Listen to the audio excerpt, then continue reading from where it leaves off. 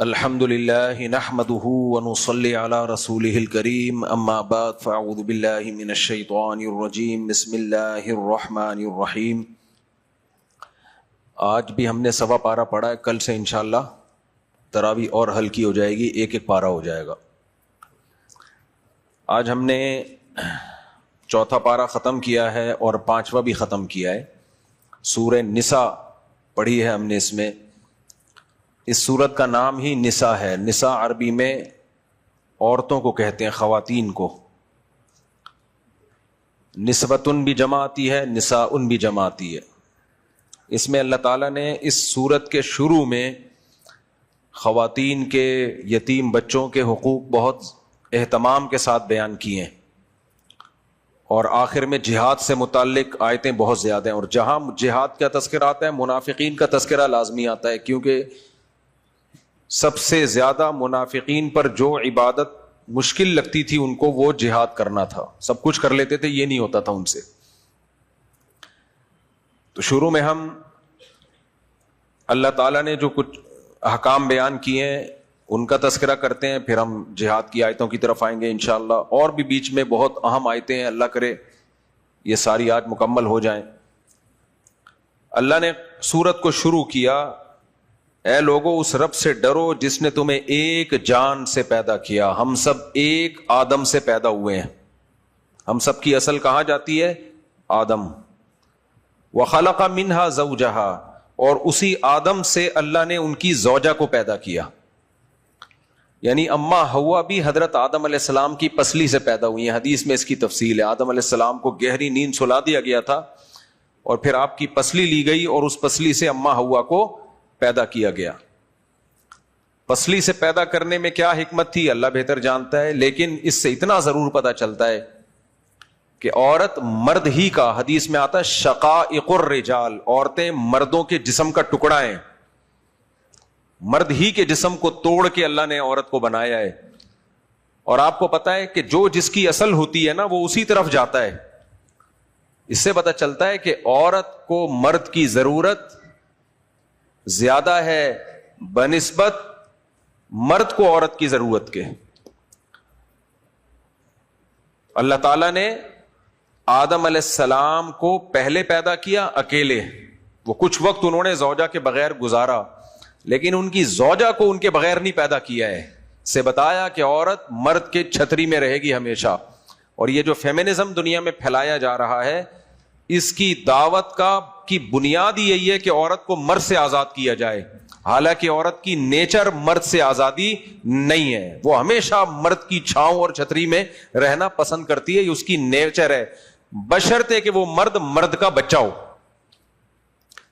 اس کو شرعی اصطلاح میں کہا جاتا ہے کفو، جوڑ کا رشتہ ہو، یعنی عورت کے لیے اس کا شوہر اس کے پیرلل ہو یا اس سے اونچا ہو۔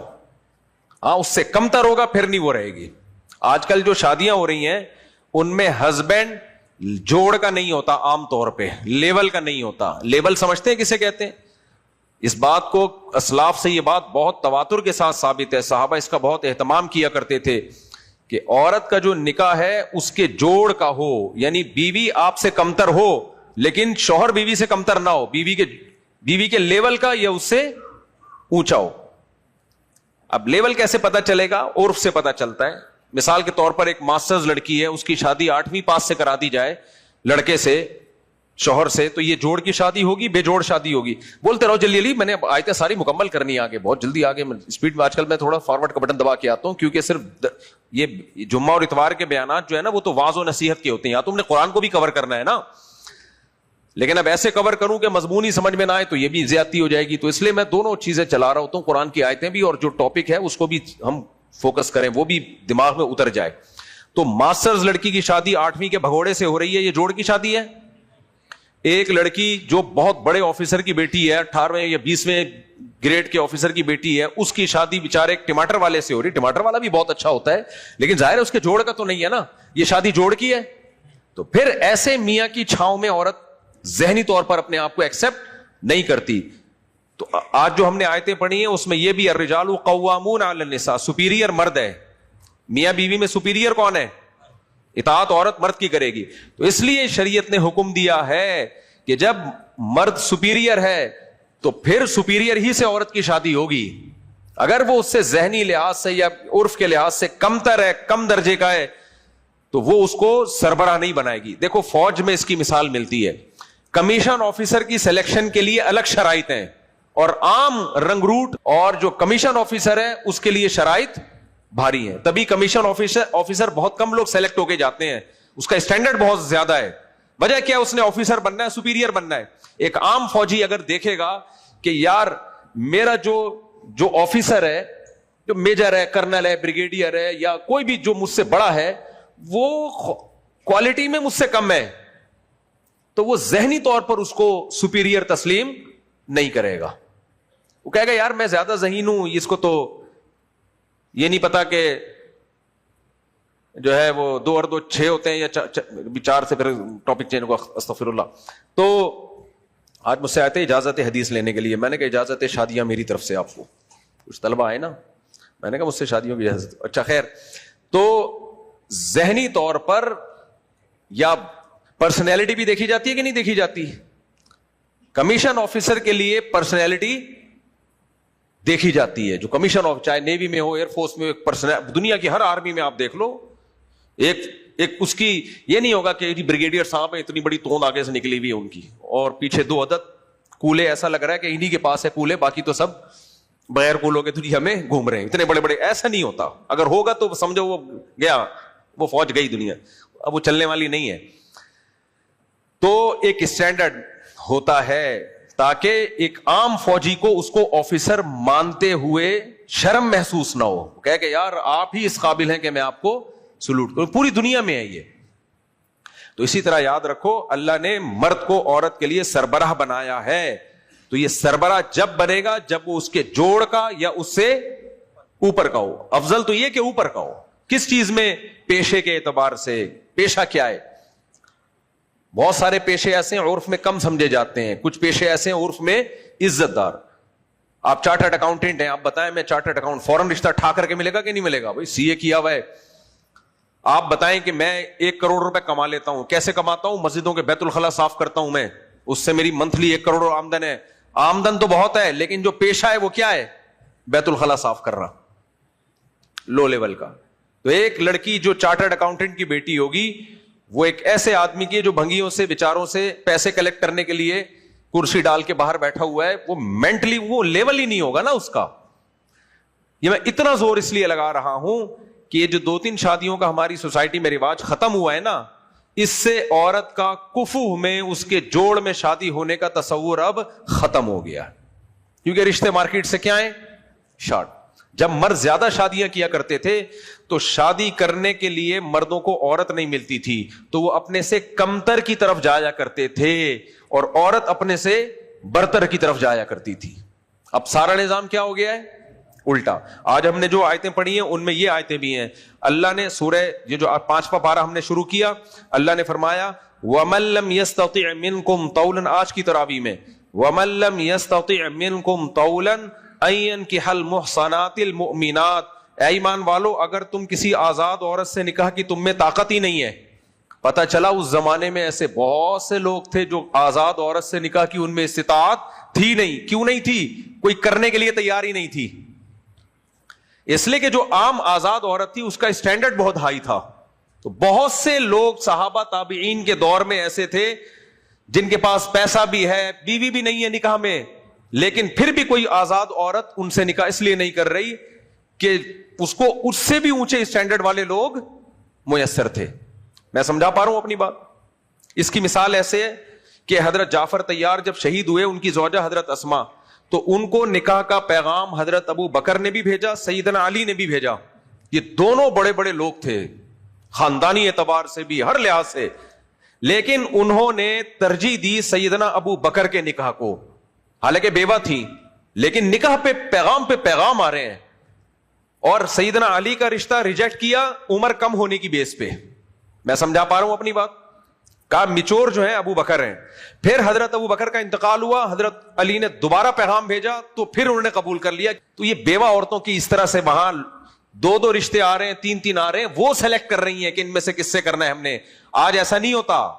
کہ بیوہ عورت کے پاس رشتوں کی بھرمار ہو. اگر بھرمار بھی ہوگی تو وہ اس کے اسٹینڈرڈ کے نہیں ہوں گے. جاؤ شادی دفتروں میں جا کے دیکھ لو, اسٹینڈرڈ گیا تیل لینے. آج مرد کر رہا ہے, مرد کی شرطیں لگ رہی ہیں. اب مرد شرطیں لگا رہا ہے, یہ تعلیم ہو, یہ ایجوکیشن ہو, اتنا کماتی ہو, ایسے وغیرہ وغیرہ. تو یہ سارا سیٹ اپ جو الٹا ہوا ہے نا, یہ اس لیے الٹا ہوا کہ ہم نے نکاح طلاق کے حکام اسلام سے لیے اور ایک بیوی پر اکتفا والا نظام ہندوؤں سے لے لیا. تو دونوں سسٹم ایڈجسٹ بولو ہو ہی نہیں رہے. یہ سسٹم ہے, یہ سسٹم نہیں ہے. یہ وہی سسٹم ہے جس کے بارے میں لندن سے بیان آیا تھا, کیا پن لگا کے رکھا ہوا ہے, حلالی پن. جی صحیح آیا تھا نا بیان, کیا الیکشن جب ہو رہے تھے وہاں سے لوگ جیت رہے تھے جہاں سے کھڑے ہی نہیں ہوئے. جو اتنے ہائی لیول کی لڑکیاں, ان کی شادیاں, میں نے خود ڈاکٹروں کا نکاح میٹرک کے بھگوڑوں سے کروائے الحمدللہ. ڈاکٹر لڑکی تھی, شادی اس کی میٹرک کے بھگوڑے سے ہو رہی ہے. تو جب تک سوسائٹی میں 2-3 شادیوں کا رواج نہیں ہوگا, لڑکی ہمیشہ اپنے سے کمتر میں جانے پر مجبور ہوگی. تو اللہ, وہ میں آیتیں پڑھ لوں, وَمَن لَّمْ يَسْتَطِعْ مِنكُمْ طَوْلًا, اللہ کہہ رہے ہیں اگر تم آزاد عورت سے نکاح کی طاقت نہیں رکھتے. تو اس سے پتہ چلتا ہے بہت سے لوگ تھے, یہ مردوں کو یہ کہا جا رہا ہے استطاعت نہیں ہے. آج رشتوں میں پرابلم لڑکیوں کو ہوتی ہے, لڑکوں کو نہیں ہوتی. پہلے لڑکوں کو ہوتی تھی, لڑکیوں کو نہیں ہوتی تھی. تو اللہ نے فرمایا کوئی بات نہیں, تم کسی کی باندی سے نکاح کر لیا کرو. فَمِمَّا مَلَكَتْ أَيْمَانُكُمْ, باندی سے نکاح میں اتنے مسائل ہیں نا کہ باندی جس مولا کی ہوتی ہے خدمت بھی اسی کی کرے گی, اس کی مرضی کے بغیر گھر سے نکل نہیں سکتی. بیوی آپ کی ہے, خادمہ اس کی ہے. کتنا ٹینشن والا نکاح ہے یا نہیں ہے؟ آپ کا بچہ ہوگا, غلام اس کا ہوگا, آپ کے مولا کا ہوگا, آپ کا بیٹا, لیکن اس کا غلام پہلے ہوگا. وہ کتنی ٹینشن ہے. لیکن قرآن نے کہا کہ ذالک لمن خشی العنت منکم, یہ نکاح ترغیبی نہیں ہے, اس میں بڑے فسادات ہیں, لیکن زنا سے بہتر یہی ہے کہ یہ کر لو. زنا مت کرو, زنا مت کرو کسی کی باندی سے. تو صحابہ زنا سے بچنے کے لیے نکاح میں اپنا لیول کتنا گرا دیتے تھے قرآن کے مطابق, تاکہ زنا نہ ہو. تو اب بتاؤ, اب تو جو عورتیں لو لیول ہیں وہ باندیاں تھوڑی ہیں کسی کی. زیادہ سے زیادہ یہ ہوگی 8ویں پاس ہوگی, میٹرک نہیں کر پائی بیچاری, تو اس سے کوئی میٹرک والا شادی نہیں کر رہا, میٹرک والے سے انٹر والا شادی نہیں کر رہا. اللہ تو صحابہ کو کہہ رہا ہے زنا سے بچنے کے لیے کسی کی باندی, لونڈی تو بہت ہی کم سمجھی جاتی تھی, کم درجے کی, لیکن اللہ نے کہا زنا سے بہتر ہے اس سے نکاح کر لو. نہ وہ تمہاری خدمت کر پائے گی, نہ اپنے آقا کی مرضی کے بغیر تمہارے ساتھ رات گزار پائے گی, لیکن چلو ایک حلال رشتہ تو ہو جائے گا نا. تو اس لیے اللہ نے فرمایا زنا مت کرو, اس لیول کی عورت سے نکاح کر لو. تو ہم بھی یہ کہتے ہیں جس سوسائٹی میں تعدد زوجات ہوتا ہے نا, لونڈے لپاڑوں کو لڑکیاں ملتی نہیں ہے, کیونکہ لڑکیوں نے اچھے اچھے میاں پہ قبضہ کر لیا ہوتا ہے. جو اس ہائی لیول کے ہوتے ہیں نا, ساری ان کی زوجہ بن جاتی, رائل فیملی اور بڑے بڑے لوگوں کے ہاں. بھائی یہ گاڑی سائڈ پہ کر لو یار, یہ گاڑی ہے جی 258 آلٹو کار ہے 258. تو صحابہ کرام میں بھی ایسا ہی تھا کہ اللہ نے فرمایا اپنا معیار گرا دو, میں کسی کی باندی سے نکاح کر لو. تو حضرت بریرہ باندی تھی نا, ان کے شوہر نے نکاح کر لیا تھا. پھر باندی میں ایک پرابلم یہ ہے کہ اس کا مولا آزاد کر دے گا تو اس کو طلاق کا حق بھی آ جائے گا اس کے پاس, یہ ایک الگ ٹینشن تھی. لیکن انہوں نے کیا بھائی زنا سے بچنے کے لیے بہتر ہے, کیونکہ عورت ملتی نہیں تھی اس زمانے میں آسانی سے. آج مرد کے بہت نخرے ہو چکے ہیں, کیونکہ عورتیں مارکیٹ میں ہول سیل کے حساب سے. بلکہ کوئی لونڈا سوسائٹی میں اچھا ہونا تو خاندان کی عورتیں اسے خاندان سے باہر جانے نہیں دیتی ہیں. جس کے ایک آدھ بیٹا کوئی کام کا نکل آیا نا, تو دیکھو محلے پڑوس کی عورتیں اس سے تعلقات بنانے کی کوشش ہوئی, ہماری بیٹی سے نکاح کر لو. تو یہ سارا سیٹ اپ الٹا چل رہا ہے, اور یہ حلالی پن ہے جو ہم لوگوں نے مچا کے رکھا ہوا ہے. تو یہ میں پاگل نہیں ہوں جو 4 شادیوں پہ بولتا رہتا ہوں, میرا دماغ نہیں خراب ہے. ہم نے اس کو سمجھا, اس فلسفے کو اسلام کے, سمجھ رہے ہو. اور میں جو بڑے بڑے کبھی دعوے کر دیتا ہوں نا, میرے خلاف اہل حدیث لوگ کلپ بنا رہے ہوتے ہیں, اس نے اجماع کا دعویٰ کر دیا, اتنا مبالغہ کر دیا. تو یہ دعویٰ کیا ہوتا ہے تو وہ دعویٰ صحیح ہوتا ہے, وہ دعویٰ صحیح ہوتا ہے. تو ایسے ہی ہوائی دعویٰ نہیں کر دیا. تو اب میں اس رمضان میں کوشش کر رہا ہوں, جتنے لوگوں نے اس طرح کے میرے خلاف کلپ بنائے ہیں نا, جیسے تراویح پر یا طلاق ثلاث پر یا اور, وہ اس سے پورا ریئیکشن میں ریکارڈ کرواؤں, پھر بتاؤں کہ مبالغہ کون کر رہا ہے. تو ایک تراویح پہ انشاءاللہ مارکیٹ میں آنے والا ہے انشاءاللہ. خیر, تو ایک تو اللہ نے یہ حکم دیا کہ اللہ تعالیٰ نے آدم علیہ السلام کے پسلی سے کس کو پیدا کیا؟ अम्मा हव्वा को। फिर अल्लाह कहते हैं वबस्स मिनहुमा रिजालन कसीरन व निसाआ, फिर अल्लाह ने उन दोनों से दुनिया से मर्दों और औरतों को फैला दिया पूरी दुनिया। हम भी हैं, चाइना में भी, कनाडा, अमेरिका, जहां भी जाओ ये सारे, आप देखो जब ग्राफ बनाते हैं ना, स्कूलों में ग्राफ बनाना सीखते हैं ना, तो ग्राफ जब बनाते हैं कोई आबादी बढ़ रही हो तो माजी में जाओगे तो क्या होगी, वो कम होगी। तो ये जो आज इंसान है ना 6 अरब के करीब, इनका ग्राफ आप बनाएं तो पीछे होते होते होते होते यूं सिमटेगा ना, क्या ख्याल है? और ये सारे इंसान आएंगे या बीच में बंदर भी आएंगे? इसमें सारे इंसान आएंगे, होते होते होते एक इंसान पे जाएंगे ये, इसमें बंदर मार्केट में कहीं भी नहीं है। तो ये डार्विन लंबी फेंक कर गया है और इसी को हमारे लोग कैच कर रहे हैं, देसी लिबरल। दलील से ये नजरिया बिल्कुल साबित नहीं है।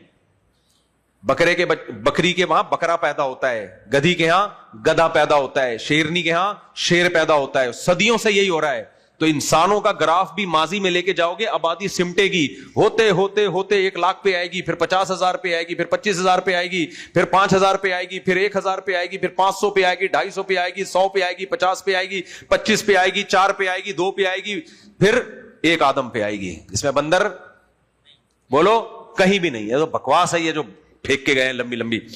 खैर,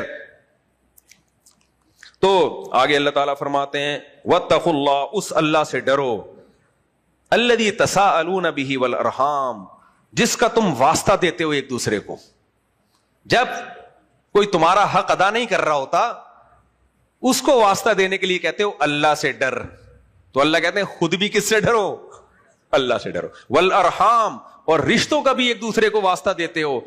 और बहुत सारे काम तुम्हारे रिश्तों की वजह से हो जाते हैं। रिश्ते का क्या मतलब?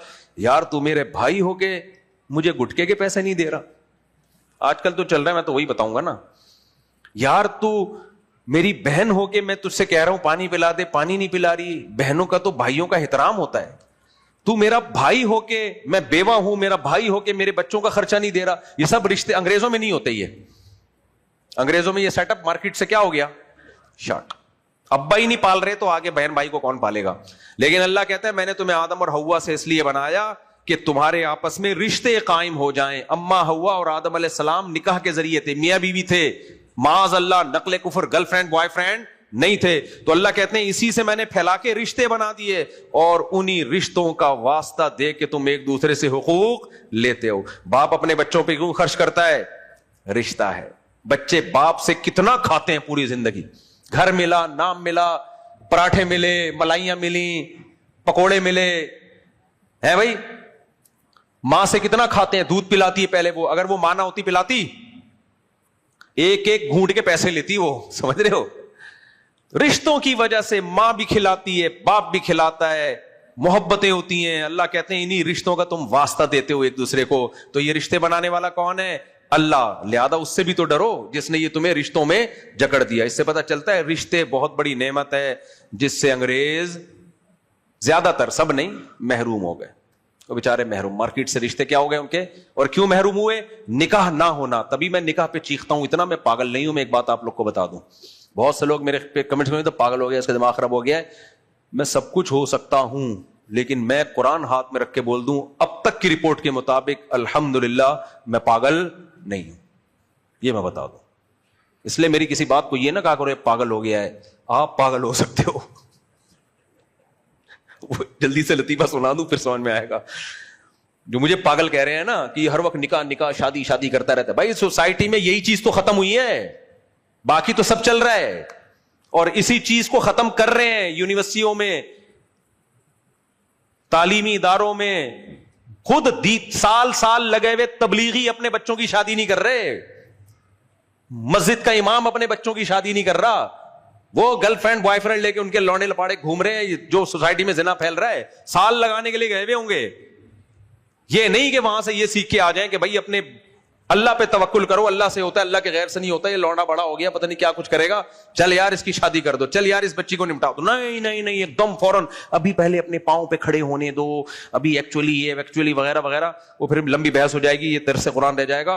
तो इसलिए मैं इतना चीखता हूं कि मैं पागल नहीं। वो एक बादशाह के यहां बारिश होने वाली थी, जल्दी जल्दी सारे लतीफे आजकल فارورڈ کا بٹن دبا کے کرنے پڑیں گے نا, قرآن نہ رہ جائے. وہ ایک بادشاہ کے ہاں نجومی نے بتایا کہ بارش ہونے والی ہے, جو بھی اس بارش کا پانی پیے گا پاگل ہو جائے گا.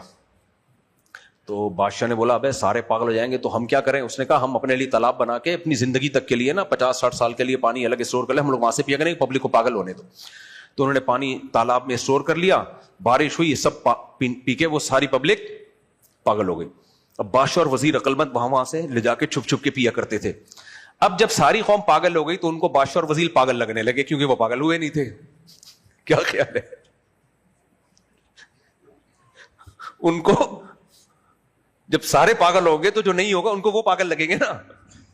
تو ان کو بادشاہ وزیر پاگل لگنے لگے, اور بادشاہ وزیر کے خلاف احتجاج شروع کہ ان دونوں کو باہر نکالو, یہ کیا ہے؟ پاگل ہیں. ہم الگ قسم کی باتیں کرتے ہیں اور یہ الگ. ہم کہتے ہیں جلدی شادی نہیں کرنی چاہیے, بادشاہ وزیر کہہ رہے ہیں جلدی شادی کرنی چاہیے. ہم کہتے ہیں مردوں کو زیادہ نکاح کرنے چاہیے, نہیں کرنے چاہیے, یہ کہہ رہے ہیں زیادہ نکاح کرنے چاہیے. ہم کہتے ہیں 2 بچے ہی اچھے, بادشاہ وزیر کہتے ہیں بچے زیادہ ہونے چاہیے. تو یہ دونوں کیا ہو گئے ہیں؟ پاگل, ان کو باہر نکالو. اب بادشاہ وزیر دلائل دے رہے ہیں, نہیں سمجھ میں آ رہا ان کے. تو پھر بادشاہ نے وزیر پوچھا بھائی یہ تو ہمارے ہاتھ سے تو حکومت جاری. تو وزیر نے کہا اب ایک ہی حل ہے, ہم دونوں وہ پانی پی لیں تاکہ ہم بھی ان جیسے ہو جائیں. تو وہ تو پاگل تھے, انہوں نے پی لیا, میں یہ پانی نہیں پیوں گا. سمجھ آ رہی ہے بات؟ میں نہیں پیوں گا. آگے چلتے ہیں ہم. آگے اللہ تعالیٰ نے فرمایا وَآتُوا الْيَتَامَى أَمْوَالَهُمْ, یتیموں کو ان کا مال پکڑایا کرو. آپ کے باپ کی ڈیتھ ہو گئی, خدا نخواستہ چھوٹا بھائی ہے, مت ہڑپ کر کے بیٹھو. بڑا بھائی کاروبار کے نام پہ کھا جاتا ہے, یتیم بچیاں ہوتی ہیں کھا جاتا ہے, بھتیجوں کی جائیدادیں چاچے کھا جاتے ہیں. اللہ نے کہا نہ کھاؤ نہ کھاؤ, انہ کان حوبا کبیرہ, یہ بہت بڑا گناہ ہے. اور آگے اللہ نے آگے 4 شادیوں کی آیتیں ہیں, وہ تو میں کئی بار بیان کر چکا ہوں. وآتوا النساء صدقاتهن نحلا, بیویوں کو ان کا مہر خوشی خوشی دے دیا کرو. عدالتوں میں جھگڑے چل رہے ہوتے ہیں, اتنا مہر کھا گیا, اتنا یہ کر لیا, اتنا وہ کر لیا. اللہ کہتے ہیں خوشی خوشی ان کا مہر ان کے حوالے کر دیا کرو. اور اللہ نے فرمایا جب یتیم بچے بالغ ہو جائیں تو پھر فوراً ان کی وراثت ان کے حوالے مت کرو. وجہ کیا ہے؟ نہ سمجھیں لوگ کاروبار کے نام پہ ان کو چونا لگا کے کھا جائیں گے. یہ بہت اہم بات ہے, آج کل ہماری سوسائٹی میں یہ ہو رہا ہے.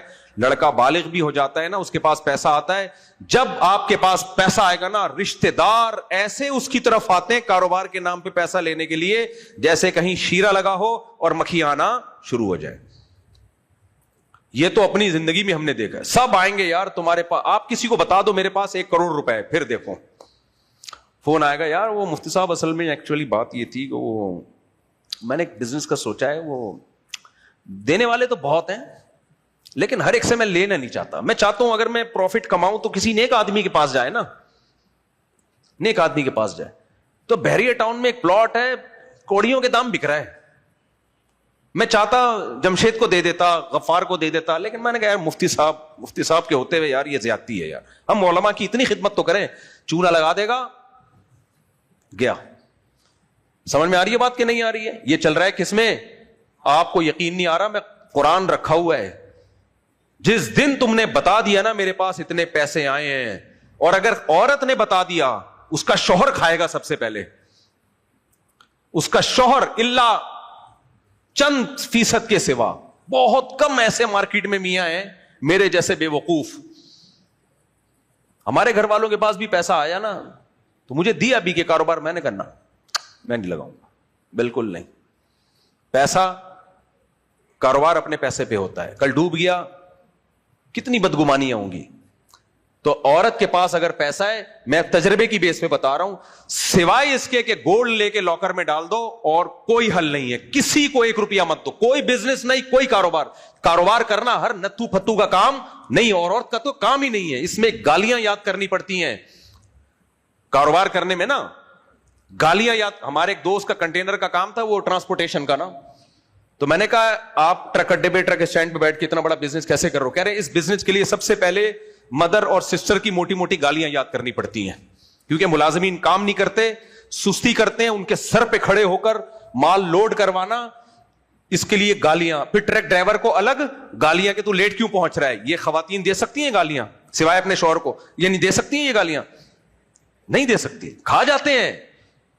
ہمارے ایک دوست ہے, ان کا کباڑ کا کام ہے, بہت بہت بڑا بزنس ہے ماشاءاللہ ان کا, اللہ اور برکت دے. میں جب جا کے دیکھتا ہوں ایسا ایگریسو ہوتا ہے ملازمین پر, یہ کیا کر رہا ہے, یہ کیوں کہہ رہا ہے بھائی ایک ملازمین کو سنبھالنا آسان کام نہیں ہے. تو میں نہیں کہہ رہا آپ گالیاں والیاں دیں, لیکن یہ عورتوں کا کام نہیں ہے. ہر شخص چونا لگا کے آپ سے پیسہ لے گا, پلاٹ کے نام پہ, پراپرٹی کے نام پہ, مختلف مزاربت اسکینڈل تو جنہوں نے بنائے ان کو تو لوگ مفتی کہتے تھے. اس لیے میرے بھائی یہ جو جب تک خود کوئی کاروبار نہیں کر رہے اور اس کے تجربہ نہیں ہے, تجربہ بھی ہونا ضروری ہے. کیوں میں اس لیے کہہ رہا ہوں کہ اللہ کہہ رہا ہے کہ یتیموں کا مال اور عورتوں کا مال بچاؤ. آج کی جو آیتیں ہیں نا اس میں یتیم اور عورت بار بار ان کا مال مت کھاؤ, ان کا مال. اس سے پتہ چلتا ہے اللہ کا یتیموں کے مال کی اور عورتوں کے مال کی بہت زیادہ فکر ہے کہ ان کا مال ضائع نہ ہو. وجہ کیا ہے؟ مرد کا مال ضائع کرنا آسان نہیں ہوتا. وہ خود چونے لگا لگا کے جوان ہوا ہوتا ہے, اس کو پتا ہوتا ہے کہ مجھے کون چونا, میں جیسے لوگوں کو چونا لگا کے اتنے میں نے کمائے ہیں, لوگ مجھے بھی چونا لگا سکتے ہیں. اس کو چونا لگانا آسان نہیں ہے, عورت کو بیوقوف بنانا بہت آسان. کبھی اس کا میاں بیوقوف بنا کے بیگم سے لے گا کہ 1 کروڑ کے تمہیں بحریہ ٹاؤن میں 6 پلاٹ لے کے دے رہا ہوں میں, سرجانی ٹاؤن میں بڑا زبردست چل رہا ہے, پھر وہاں پروجیکٹ. ایک آدھ میاں صحیح بھی ہوتے ہوں گے, میں نہیں کہہ رہا, میں نے دیکھے نہیں ہے, لیکن ہو سکتے ہیں. اللہ کی قدرت بہت عظیم قدرت ہے.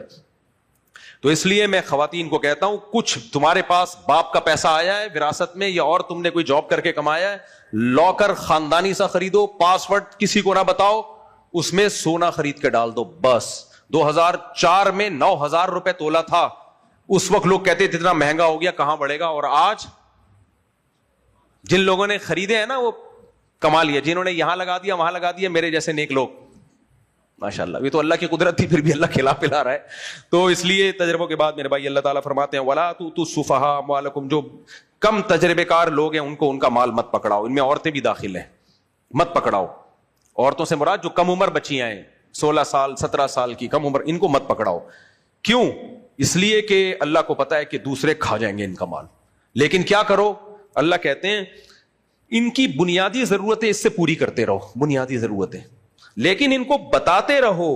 قولوا لهم قولا معروفا, بتاتے رہو تمہارا اتنا پیسہ ہمارے پاس, یا گولڈ کی شکل میں, پیسہ کی شکل میں نہیں رکھیں, اس کی وراثت بتا دیں. اپنی بہن کو بڑا بھائی بتا دیں تمہاری اتنی وراثت یہ اس لاکر میں رکھی ہوئی ہے, جب تم سمجھدار ہو جاؤ گی یا تمہاری شادی ہو جائے گی, جب سمجھداری کے جو انتہائی عمر ہے, امام ابو حنیفہ کے نزدیک وہ 25 سال ہے, 25 سال کی جب تم ہو جاؤ گی تو یہ گولڈ میں تمہارے حوالے کر دوں گا. اس کو خود سے بتاؤ. آج بتاتا ہے خود سے, کوئی پوچھے تو غصہ آنے لگتا ہے. وہ بہن اگر پوچھ رہے نا بھائی ابا کی وراثت کا کیا ہوا, کیا مجھے چور سمجھا ہوا ہے, میں وراثت کھاؤں گا, دے دیں گے نا, بھاگی جا رہی ہے کیا؟ بھائی جس کا پیسہ ہے آپ نے خود اس کو ایکسپلین کرنا ہے. دیکھو تمہارا اتنا پیسہ ہے اس لاکر میں رکھا ہوا ہے, ابھی تمہیں اس لیے نہیں دے رہا کہ تمہیں دوسرے بیوقوف بنا کے تم سے یہ کاروبار کے نام پہ نہ چھوڑ لیں گے, لیکن یہ تمہارا رکھا ہوا ہے, یہ ہے. بار بار دوسروں کو بھی بتا دو. تو جس کا پیسہ ہے اس کو خود بتانا پڑتا ہے. اس سے بھی پتا چلا کہ آپ نے مکان کا کرایہ مالک مکان کو دینا ہے, آپ کا ایگریمنٹ ہوا تھا 5 تاریخ تک دے دوں گا, 5 تاریخ کو اگر نہیں دیا تو اس کا فون نہیں آنا چاہیے. آپ کے ذمے آپ فون کریں کہ بھائی 5 کو میں نے دینا تھا لیکن کسی وجہ سے میں لیٹ ہو گیا ہوں. یہ ہوتا ہے ہماری سوسائٹی میں. وہ خود پیچھے پڑ کے عذاب بنا دو گے, اس کو زندگی عذاب بن جائے گی. تو اس لیے اللہ نے فرمایا یتیم کو بتاتے رہو تمہارا اتنا پیسہ, یہ دکان طارق روڈ پہ تمہاری ہے, ہماری نہیں ہے, اس کا کرایہ جمع ہو رہا ہے. بیٹا جب تم 25 سال کے ہو جاؤ گے تھوڑا تمہیں سمجھداری آ جائے گی, تم دیکھ لو گے نا لوگوں کو ٹوپیاں کراتے ہوئے اور ٹوپیاں ہوتے ہوئے, تو پھر ہم تمہیں دیں گے. اور پھر 25 سال کے بعد ہینڈ اوور کرنا بھی لازم ہے, اس کے بعد تاخیر جائز نہیں ہے. یہ امام حنیفہ نے قید اس لیے لگائی ہے کہ اس کا بھی امکان تھا کہ لوگ اس بیس پہ پیسہ رکھ لیتے کہ تم سمجھدار نہیں ہو, اور پھر 50 سال تک کہتے رہتے تم سمجھدار نہیں ہو. تو وہ کہتے ہیں سمجھداری کی انتہائی مدت 25 سال ہے, 25 سال میں بھی اگر کوئی سمجھدار نہیں ہوا تو اب سمجھدار ہونے کے چانسز نہیں ہے. لہذا اس کا مال پھر کسی بیس پہ آپ ضبط نہیں کر سکتے, پھر اس کے حوالے کرو. ضائع کرنا ہوگا خود ہی کرے گا, آپ زیادہ فنٹر بننے کی کوشش بولو مت کرو, اب اس کے حوالے کر دو. کیونکہ میں نے یہ بھی دیکھا ہے, بڑا بھائی 28 سال کے لڑکے کو بھی حوالے نہیں کر رہا ہوتا. 28 سال کا بھائی ہو گیا, نہیں بھائی تم اب بچے ہو ابھی, بھائی وہ بچہ ہے بڑا ہے, اس کا پیسہ ہینڈ اوور کرو اس کے, وہ اپنا خود ذمہ دار ہے, اپنا ضائع کر دے گا کوئی بات نہیں, گناہگار ہوگا. تمہیں اجازت نہیں ہے کہ لاکر میں اس کا مال لے کے رکھ دو.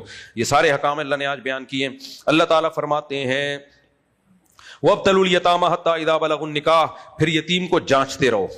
یہاں تک کہ جب وہ نکاح کی عمر کو پہنچ جائے تو پتہ چلا بالغ ہوتے ہی نکاح کی عمر تو شروع ہو گئی, پیسوں کی عمر ابھی شروع نہیں ہے. پیسوں کی عمر کب ہے؟ آخری مدت 25 سال. تو اس سے پتہ چلتا ہے کہ خرید و فروخت کے معاملے میں سمجھداری کی عمر کچھ اور ہے, شادی کے معاملے میں سمجھداری کی عمر کچھ اور. شادی کے معاملے میں سمجھداری کی عمر بالغ ہوتے ہی, اور اسلام میں بالغ لڑکا کسے کہتے ہیں؟ جب اس کو فرسٹ ٹائم احتلام ہو, نائٹ فال جسے کہا جاتا ہے, وہ بالغ ہو گیا. اور لڑکی جب اس کو مینسز آنا شروع, تو بالغ ہوتے ہی نکاح کی عمر ہو گئی. کیوں بھائی؟ سوال پیدا ہوتا ہے کہ اللہ تعالیٰ نے مالی معاملات میں سمجھداری کی عمر ایک الگ رکھی ہے اور نکاح کی عمر اللہ نے کچھ اور رکھی. دونوں میں فرق کیا ہے؟ فرق یہ ہے کہ بالغ ہوتے ہی عورت کی طلب اور عورت سے ملاقات آپ کی جسمانی ضرورت بن جاتی ہے. جیسے بھوک کے وقت روٹی جسمانی ضرورت ہے یا نہیں ہے؟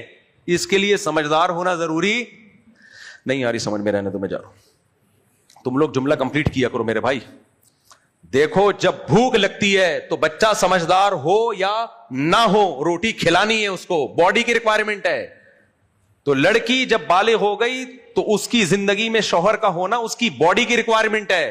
لڑکا جب بالغ ہو گیا اس کی زندگی میں بیوی کا ہونا اس کی باڈی کی ریکوائرمنٹ ہے. اسلام چونکہ دین فطرت ہے, قرآن دین فطرت ہے, اس لیے قرآن نے لڑکا اور لڑکی کی بلوغت کی عمر کو نکاح کی عمر قرار دیا ہے. مالی معاملات میں متولی بننا اور مالی معاملات میں سارا ان پر اعتماد کرنا, سمجھدار ہونا, اس کی عمر نہیں قرار دیا. سمجھ میں آ رہی ہے بات؟ تو یہ ایک فرق ہے, اور آج کی سوسائٹی میں یہ فرق ختم کر دیا. اس لیے بلوغت کی عمر قرآن کی نظر میں, اور یہ کم بخت قانون بنا رہے 18 سال سے پہلے لڑکی کی شادی نہیں ہو سکتی. بنانے دو, اپنا مذاق خود ہی اڑواتے ہیں. کیا خیال ہے؟ اچھا میرے بھائی, ہم نے تو 2 بھانجیوں کی شادی 13 سال میں کی, اپنی بیٹی کی شادی 13 سال میں کی, ایک بیٹی کی شادی 16 سال میں کی. کھلے عام کہہ رہا ہوں, جس نے کیس کرنا ہے کر کے مجھے جیل میں بھجوا دے.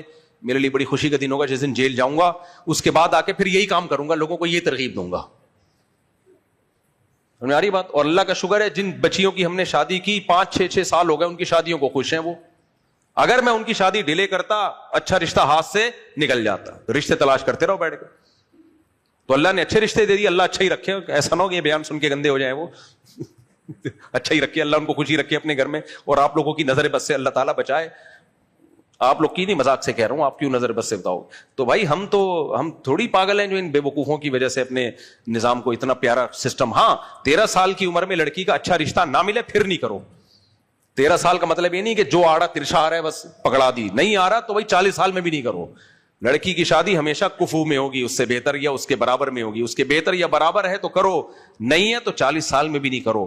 غلط جگہ شادی کرنے سے بہتر ہے بٹھا کے رکھو. سمجھتے ہو کہ نہیں سمجھتے؟ آگے چلو میرے بھائی. اللہ تعالیٰ فرماتے ہیں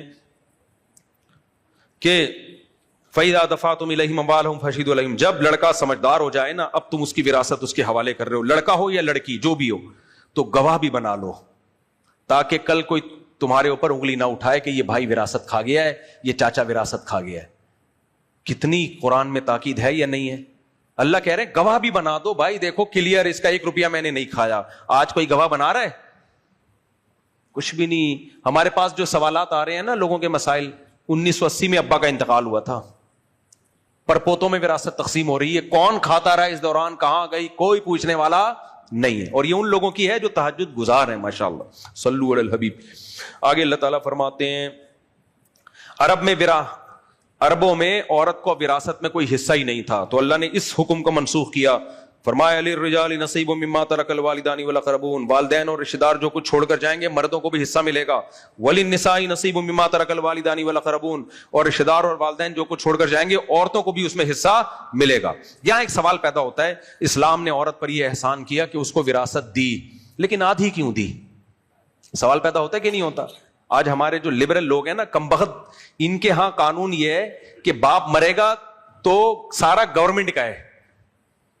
ہاں وہ وصیت کر دے بچوں کا ہے تو پھر ٹھیک ہے. اسلام میں کیا ہے, باپ مرے گا گورنمنٹ کا نہیں ہے. اگر وہ وصیت کر کے گیا تھا نا اولاد کو نہیں ملے, پھر بھی اولاد کو ملے گا, اس میں بیٹی بھی اور بیٹا بھی. لبرل اور جو سیکولر لوگ ہیں ان کے ہاں باپ بیٹی کو وراثت سے محروم کر سکتا ہے, اسلام میں باپ اپنی بیٹی کو وراثت سے محروم نہیں کر سکتا. تو بتاؤ اسلام میں عورت کا حق زیادہ ہوا؟ یہ جو صبح شام کم وقت اسلام کے خلاف چیختے ہیں ان کے حق زیادہ ہوا؟ بولو نا. رہا یہ مسئلہ کہ اسلام نے آدھی وراثت دی ہے بیٹی کو. اب میں اس کو کئی بار مثال سے ایکسپلین کر چکا ہوں. ایک باپ نے 3 کروڑ روپے چھوڑے, اس کا ایک بیٹا جمشید, بیٹی جمشیدہ, آسانی کے لیے ہم ہاں لگا دیتے ہیں تاکہ نام میں مشکل نہ ہو. جمشید کو ملیں گے 2 کروڑ, جمشیدہ کو ملے گا 1 کروڑ. آئی بات سمجھ میں؟ اب دیکھو, جمشیدہ پر کوئی ذمہ داری نہیں ہے مالی.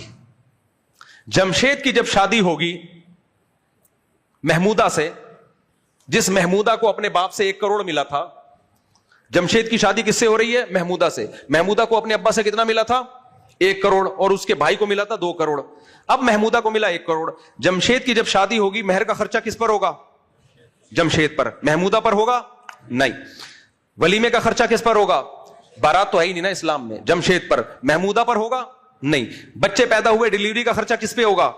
جمشید پر. محمودہ بچے پیدا کر رہی ہے اپنے, لیکن اس پہ خرچہ نہیں ہے. بچوں کی تعلیم اور بیماریاں اور خوراک, وہ سارا خرچہ محمودہ پر ہے یا جمشید پر ہے؟ جمشید پر. پھر آگے بچیوں کی شادی کی ذمہ داریاں, پھر آگے بیٹوں کو پڑھانا وغیرہ وغیرہ وغیرہ. گیس بجلی کا بل جمشید پر ہے محمودہ پر ہے؟ جمشید پر. بل, گیس کا بل, بجلی کا بل, سلنڈر ختم ہو گیا, بار بار میں جو اپنے پھٹی ہیں وہ بتانا شروع کر رہا ہوں. اب بار بار ہمارے علاقے میں گیس نہیں آ رہی, بار بار سلنڈر تبدیل بھیجنا خادم کو, یہ سلنڈر لے کے جا, وہ والا سلنڈر اس گھر میں, یہ اتنے سارے ہم لوگ سلنڈر کا میں سوچ رہا ہوں اپنا بزنس شروع کر دوں. یہ سارے خرچے جمشید پر ہیں یا محمودہ پر؟ محمودہ مرے گی 1 کروڑ اس کے پاس ویسے کے ویسے رہیں گے, اور جمشید جب مرے گا کہنے کو تو 2 کروڑ دیے, خرچے 10 کروڑ کے ڈال دیے اس کے اوپر. نہیں آ رہی میرا خیال ہے بات؟ تو فیور کس کو دے رہا ہے اسلام, جمشید کو یا محمودہ کو؟ محمودہ پیڑے کھانے کے علاوہ اس کا کوئی کام, بولو. اب تو وہ ایک کام پہلے محمودہ کا ہوا کرتا تھا, بچے پیدا کرنا, اب تو وہ بھی 1 آدھ بچے کے بعد وہ بھی ختم. ایک ہوتا تھا کام, وہ بھی ختم ہو گیا. چلو خیر, اب وہ کیا رونا روئے آدمی بیٹھ کے, حلالی پن لگا کے رکھا ہوا. آگے چلتے ہیں ہم. اللہ تعالیٰ فرماتے ہیں نصیبا مفروضہ, اور یہ حصے بھی ہم نے متعین کر دیے ہیں. یعنی بیٹے اور بیٹی کو جو باپ سے ملے گا اس میں بھی تمہیں کانٹ چھانٹ کی اجازت نہیں ہے, کیونکہ اس میں اس بات کا امکان تھا کہ اللہ نے جب یہ کہا کہ بیٹی کو بھی ملے گا بیٹے کو بھی, تو کچھ 2 نمبری میں لوگ کرتے, بیٹی کو 5 روپے پکڑا دیے, چل تجھے مل گیا نا, بس قرآن کے مطابق عمل ہو گیا. نہ اللہ کہتے ہیں نصیبا مفروضہ, وہ حصے میں نے بیان کر دیے ہیں, اسی کے حساب سے ملے گا. ایک بڑی پیاری آیت فرمایا وَلْيَخْشَ الَّذِينَ لَوْ تَرَكُوا مِنْ خَلْفِهِمْ ذُرِّيَّةً ضِعَافًا خَافُوا عَلَيْهِمْ. کیسی پیاری آیت ہے, خدا کی قسم. اللہ کہتے ہیں کہ تم دوسروں کے یتیم بچوں کو پالو, اس کا خیال کرو. بھابھی بیوہ ہو گئی, اس کے بچے کون پالے گا؟ دیور پالے گا. اور پہلے تو صحابہ میں یہ تھا کہ بھابھی سے نکاح کر لیا کرتے تھے تاکہ ان بچوں کے ہم ستیلے باپ بھی بن جائیں. تو اللہ کہتے ہیں آج الٹا ہو رہا ہے, کیونکہ فیملی پلاننگ والوں نے کھوپڑی میں یہ بٹھا دیا کہ 2 سے زیادہ بچے نہیں ہونے چاہیے, بچے زیادہ ہوں گے تو بوجھ. تو جب اپنے پیدا نہیں کر رہا تو دوسروں کے کیوں پالے گا؟ کیونکہ وہ تو بوجھ بنا دیا نا سوسائٹی نے. سمجھ میں آ رہی ہے کہ نہیں آ رہی؟ سوسائٹی نے ان بچوں کو کیا بنا دیا؟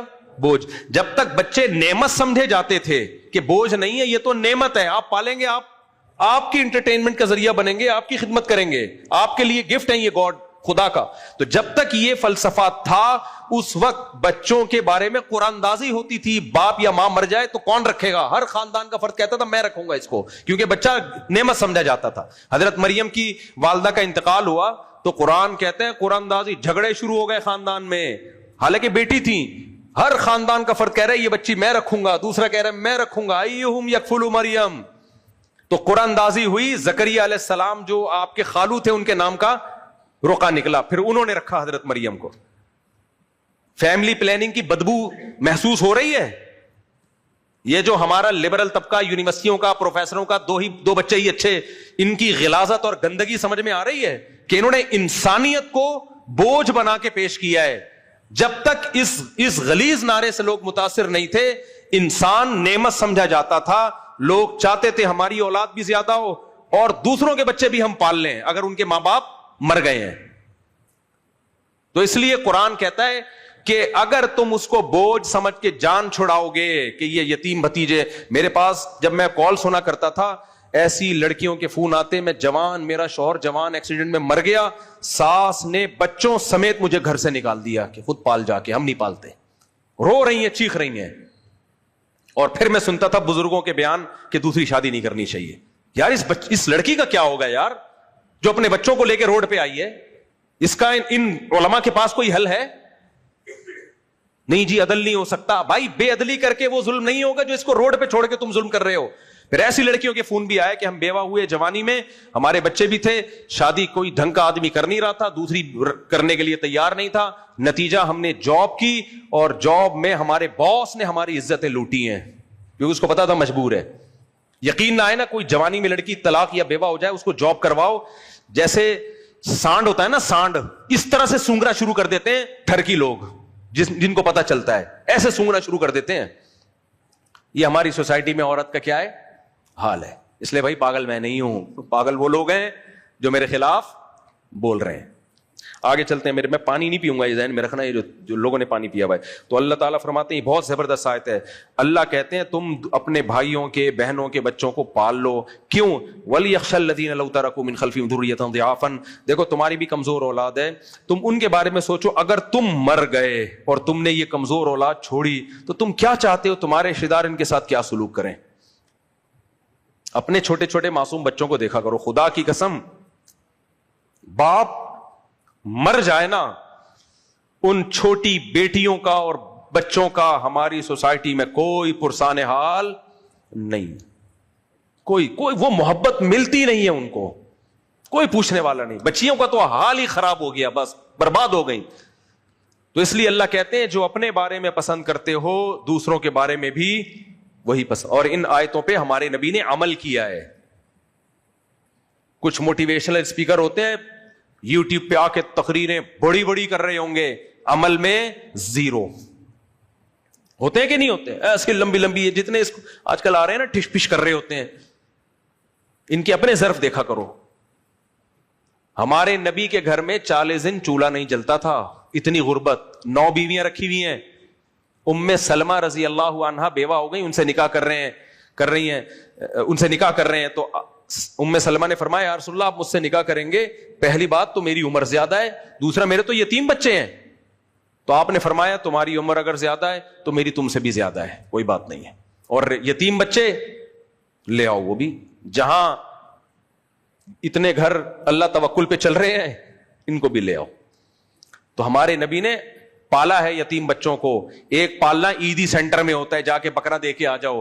ایک پالنا عزت کے ساتھ ہوتا ہے, گھر میں رکھ کر. کیونکہ آپ جب کسی عورت کو بیوی بنا لیتے ہیں تو پھر اس کے بچوں کو یتیم بچوں کی طرح نہیں پال سکتے, اپنا بچہ بنا کے پالنا پڑتا ہے اس کو. سمجھ میں نہیں آ رہی میرا خیال ہے؟ تو یہ ہمارے نبی کا ظرف ہے. اور عبد الرحمن ابن ابی سلمہ وہ نبی کے بیٹے تھے, یعنی ستیلے بیٹے تھے. وہ حدیث سناتے ہیں کہ میں نبی کی گود میں تھا اور نبی مجھے کھانے کے آداب سکھا رہے تھے. کل مما یلیک, اپنے سامنے سے کھایا کرو. محدثین نے یہ حدیث کھانے کے آداب میں بیان کی ہے. میں کہتا ہوں اس سے کھانے کا ادب بھی ثابت ہوتا ہے کہ کھانا کیسے کھانا ہے, لیکن اس سے یہ بھی ثابت ہوتا ہے کہ جیسے کھانا اپنے سامنے سے کھانا سنت, اس سے یہ بھی ثابت ہوتا ہے کہ بیوہ عورت سے نکاح کر کے اس کے بچوں کو پالنا اور ان کو کھانے کے آداب سکھانا یہ بھی نبی کی سنت.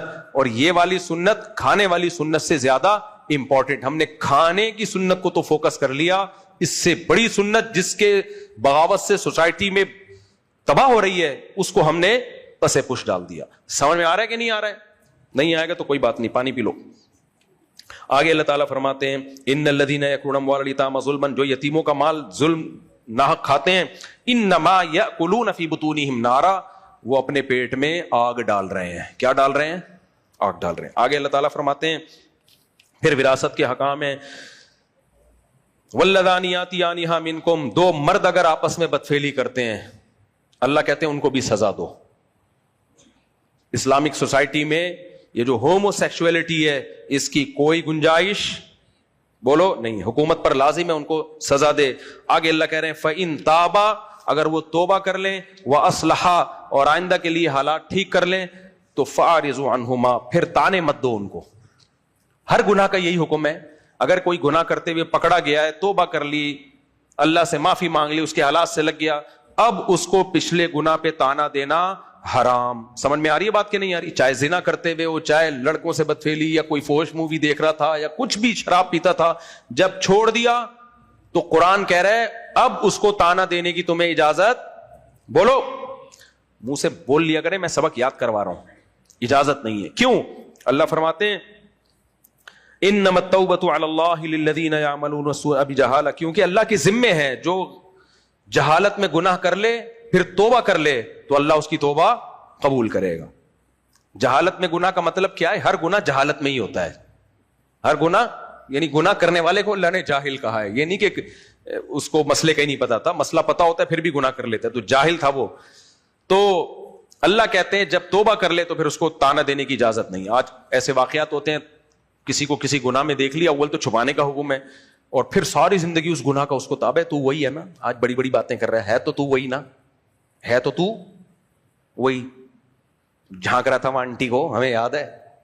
میں دیکھتا ہوں یہاں, بلکہ گناہ کیا, کسی کے پاس پیسہ آ جائے نا, لوگ اس کو پرانی غربت کے تانے دیتے ہیں. ابے یہ کل میرے سامنے سائیکل پہ گھوما پھرتا. یہاں ایک ہمارے محلے میں ایک صاحب ہیں, بڑا اللہ نے پیسہ دیا, ایک زمانے میں وہ غریب تھے, تو میں نے کہا ماشاء اللہ اللہ نے اس کو بڑا پیسہ دیا. ایک آدمی کہا ابے یہ سائیکل پہ گھوما کرتا تھا, تو میں نے کہا تو گھوما کرتا تھا, لینڈ کروزر پہ گھوم رہا ہے تو تیرے پیٹ میں مروڑ کیوں ہو رہا ہے؟ تجھے اس سے بھی تکلیف ہو رہی ہے اور تو ابھی تک سائیکل پہ گھوم رہا ہے, تکلیف ہی ہو رہی. بھائی وہ کل سائیکل پہ گھومتا تھا, آج اللہ نے پیسہ دے دیا, کیا ہے اس میں طنز والی کون سی بات ہے؟ ہاں حرام کمائے ہو تو پھر طنز کرو, لیکن لوگوں کو کوئی گناہ کر لے تو سائیکل پہ گھومتے تھے تو ابے یہ رکشا چلایا کرتا تھا اور آج دیکھو تو آج ٹھیک ہے یار, اللہ نے زیادہ نواز دیا اس کو. تو اس لیے کسی کو ماضی کے گناہ پہ تانا دینا ان آیتوں کی روشنی میں حرام. چھوڑ دو, مٹی ڈالو, بس ختم کرو اس سلسلے کو. آگے اللہ تعالیٰ فرماتے ہیں پھر اللہ نے خواتین کے حقوق, یا ایھا الذین آمنوا لا یحل لکم ان ترثوا النساء کرہا, ایمان والو تمہارے لیے جائز نہیں ہے کہ تم عورت کے مال کے وارث بن جاؤ زبردستی, یعنی اس کا مال تمہارے لیے حلال نہیں ہے. بیوی بنا کے, یہ بہن سمجھ کے ہڑپ کرتے رہے بیٹھ کے, بے وقوف بنا کے, حلال نہیں ہے. ولا تعضلوهن لتذهبوا ببعض ما آتيتموهن, اسی طرح زمانے جاہلیت میں یہ ہوتا تھا کہ عورت کو طلاق دیتے تھے لیکن اس کو رجوع کر لیتے تھے, تاکہ اتنا سارا پیسے والی عورت تھی نا, اس کو ڈیورس دے دی. اب ڈر یہ ہوتا تھا کہ جب یہ جائے گی تو یہ سارا دولت بھی لے کے جائے گی اپنے ساتھ, سارا جہیز بہیز اٹھائے گی, سارے پنکھے ونکھے اے سی میسی گیا بھائی. تو پھر وہ رجوع کرتے تھے اس نیت سے کہ یار بیوی بنا کے تو نہیں رکھنا لیکن چھوڑنا بھی نہیں ہے, تاکہ جمشید سے نکاح بھی نہ کر لے. یہ پیسے والی عورت ہے یار, جمشید کے پاس کیوں آئے, نہ بیوی بنا کے رکھ رہا ہے نہ چھوڑ رہا ہے. تو اللہ نے کہا یا تو رکھو عزت کے ساتھ, اور اگر چھوڑا ہے تو پھر اس کے پیسے تمہیں ہڑپ کرنے کی اجازت نہیں ہے, اور اس نیت سے لٹکاؤ مت کہ وہ پیسے والی ہے, لٹکا کے مت رکھو اس کو. آگے اللہ تعالیٰ فرماتے ہیں وعاشروہن بالمعروف, اور ان کے ساتھ اچھا سلوک کرو.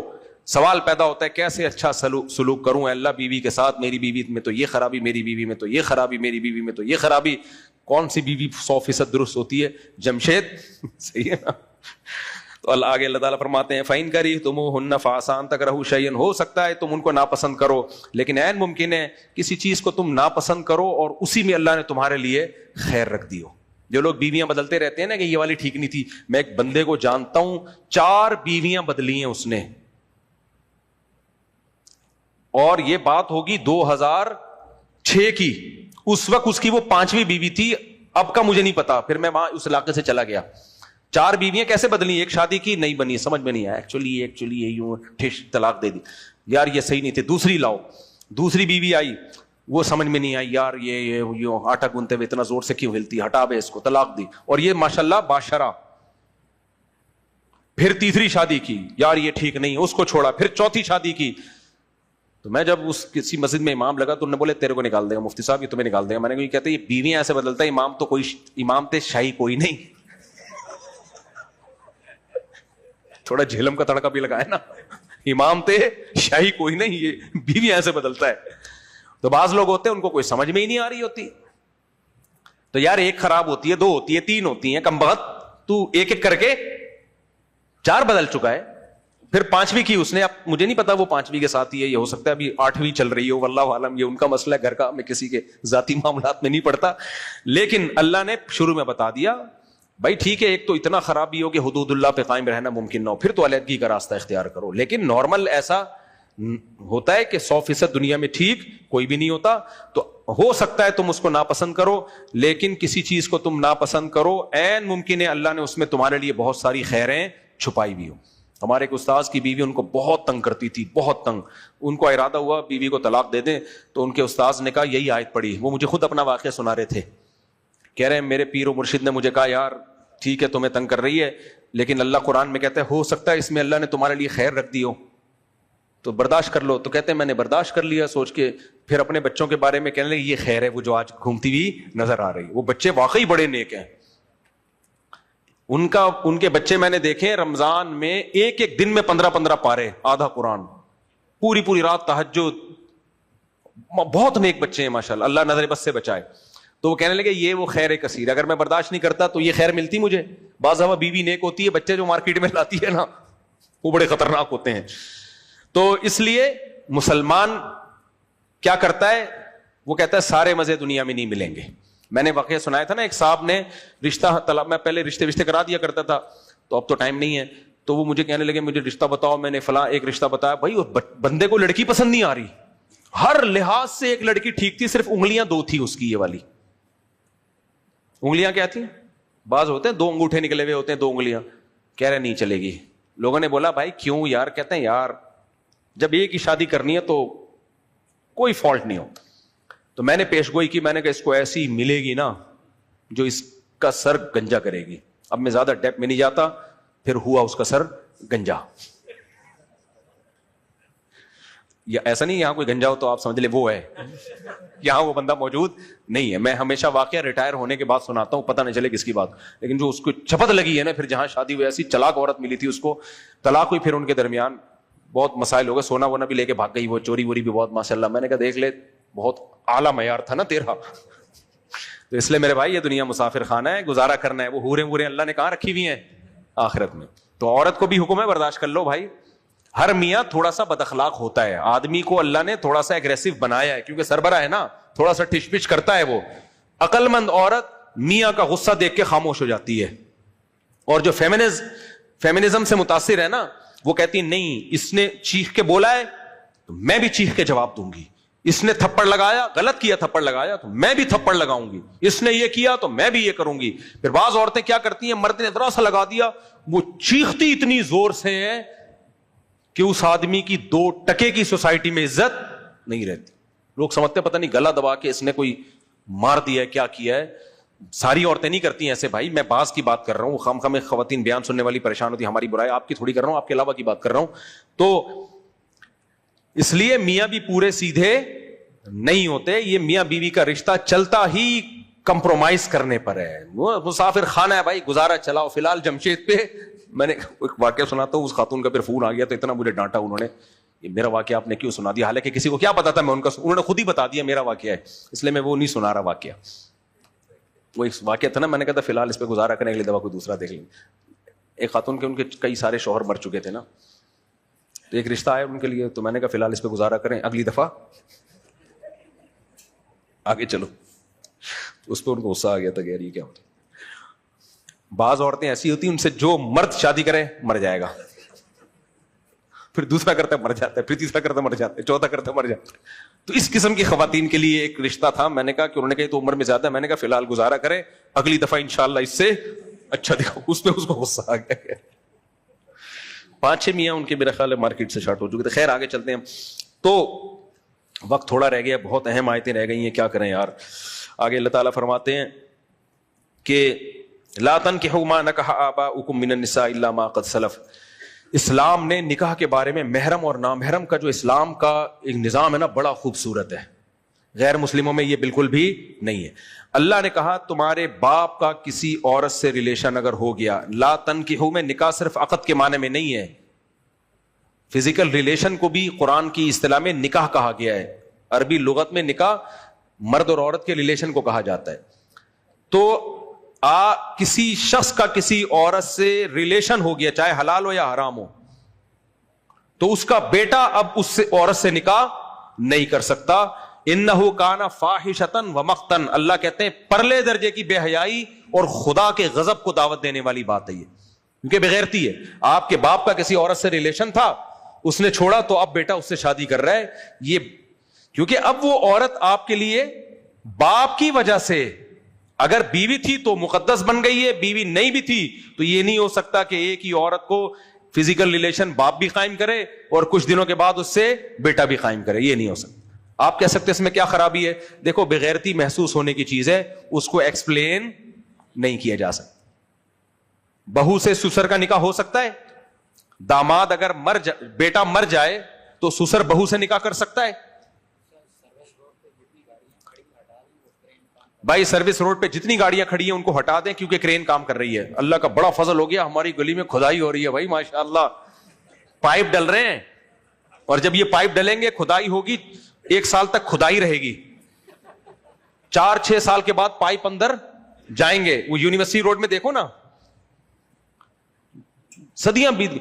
جب یہ وہ نہیں چوک پہ یار ہوا تھا وہ, ابے یہ جو 4 کے چورنگی پہ نا, 4 کے چورنگی بننا اتنا ٹائم لگا دیا تھا 4 کے چورنگی پر, لوگوں کی نے میمز بنانا شروع کر دی کہ ایک ممی ملی ہے, اس نے بولا ہے کہ جب یہ 4 کے چورنگی بن جائے تو مجھے جگا دینا.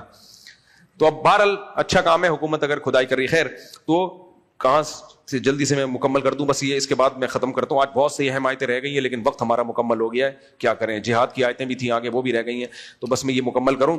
تو اب دیکھو, بیٹا مر جائے تو سسر بہو سے نکاح کر سکتا ہے؟ نہیں. اب کوئی قرآن کیا کہتا ہے؟ یہ پرلے درجے کی بے حیائی اور بے غیرتی, اس قسم کے نکاح کو قرآن کیا کہتا ہے؟ بے غیرتی. اب کوئی غیر مسلم کا اس میں کیا بے غیرتی ہے بھائی؟ بیٹا جب مر گیا تو جو چاہے نکاح کرے, اب وہ بہو تھوڑی ہے, سسر نکاح کر لے. تو ہم اس کو جواب میں کیا کہیں گے؟ یار ایک لڑکی تمہارے بیٹے کی پہلے بیوی بنی رہی, اب تم اس سے ریلیشن قائم کر رہے ہو, تو یہ بے غیرتی ہے یا نہیں ہے؟ تو اگر کوئی غیر مسلم کا اس میں کیا بے غیرتی ہے, تو ہم جواب میں کیا کہیں گے؟ بے غیرتی محسوس ہونے کی چیز ہے, بتانے کی چیز نہیں. غیرت ہوگی تو جس بچی کو آج تک بیٹی کی نظر سے دیکھا ہو, اور صرف ویسے ہی نہیں, یعنی مصنوعی طور پہ نہیں, بیٹی بنا دیا اس کو, ڈاٹر ان لا بنا دیا, تو کیسے تم اس سے نکاح کر رہے ہو؟ تو بغیرتی کیا ہے؟ محسوس ہونے کی چیز. تو قرآن نے کچھ نکاح ایسے ہیں جن کو بغیرتیاں قرار دیا. اب میں اس کی ڈیٹیل بتاتا ہوں ان آیتوں میں.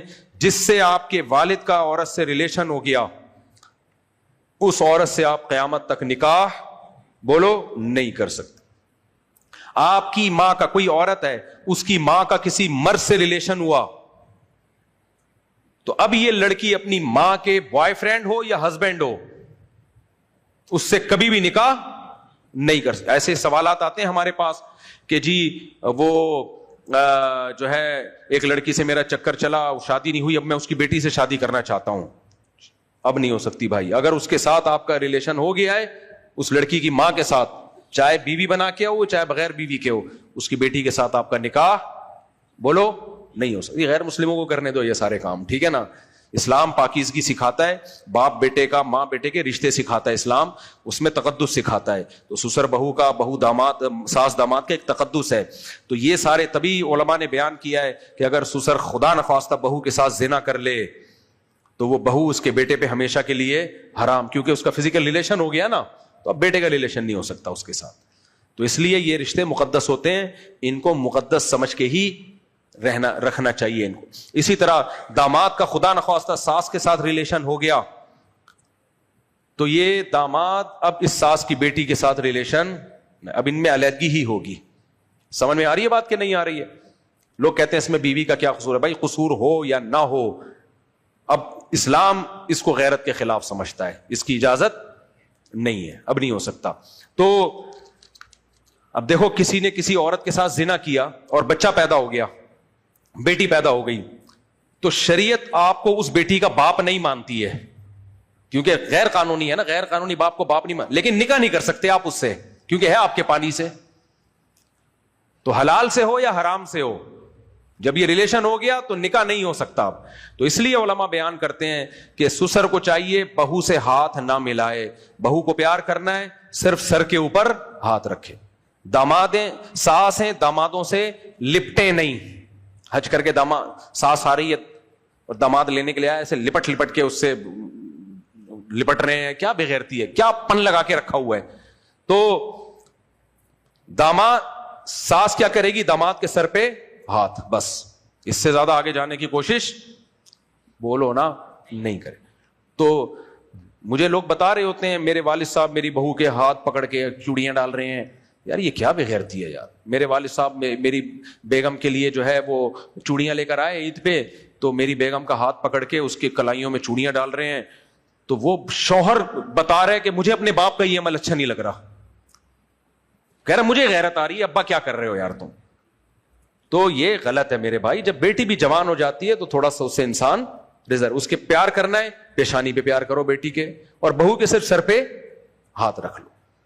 تو یہ سوسائٹی میں رہنے کے کچھ تمیز ہوتی ہے, سمجھ رہے ہو. تو اتنا زیادہ فری ہونا, اور اب تو ہماری سوسائٹی میں غیرت محرت سب ختم ہو رہی ہے. تو قرآن کے ان احکام کو ہم نے اپنی سوسائٹی میں زندہ کرنا ہے. اور بہت ساری آیتیں رہ گئی ہیں, پھر انشاءاللہ کل موقع ملا تو کل, ورنہ پھر اگلے سال ہو جائے گا. کیا خیال ہے بھائی؟ یہ کہ صاحب اگر ہم نے پراپرٹی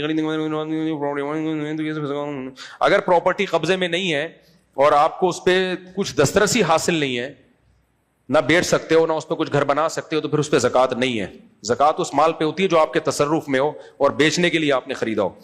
مفتی صاحب چاہیے نہیں بھائی 10 ماہ رمضان میں پکڑائی میں نہیں آتا, یہاں سے مسافہ کر لو. کہاں سے ہیں بلدیہ ٹاؤن والے؟